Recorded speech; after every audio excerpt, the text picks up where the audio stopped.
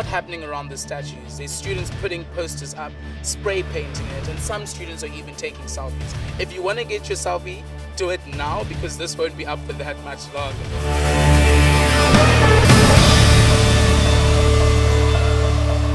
I think the whole thing is quite ridiculous, actually. I believe that the statue should stay here because it's a very important part of our history. And I think that the whole thing's been blown out of proportion. They should approach it in a different way.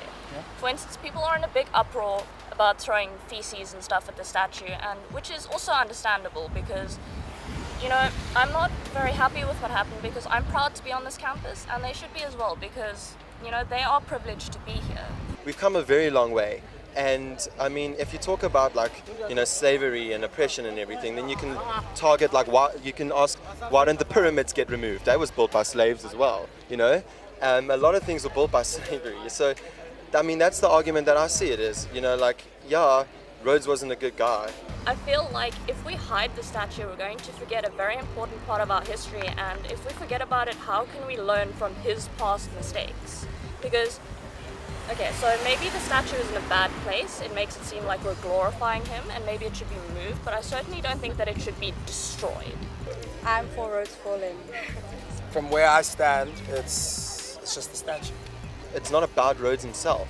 It's about what legacy he left behind, and he left us this university. And if you don't like it, then you don't have to come to this university. It's a free choice. Well, I mean, the division on campus, I mean, this whole issue of transformation kind of, it goes over and above the issues that UCT is facing, because the issues UCT is facing are the issues that our whole society is facing. The issues that should be addressed is not about the statue. There's very pressing issues that this university faces and this country faces. I'd like to, for example, you know, I would like an answer from Jacob Zuma when he's going to be accountable for Nkandla. I think the SRC should be standing up here calling our president accountable. All right, instead of calling to have a statue removed, they should be calling our government to question. They should be, you know, looking at issues that relate to students on a personal level, on an individual level. There's a lot of things like that. I feel like I haven't fully formed my opinion yet. I think it's something that needs to, you know, have a lot of thought about. And I think it's important that people are talking about it.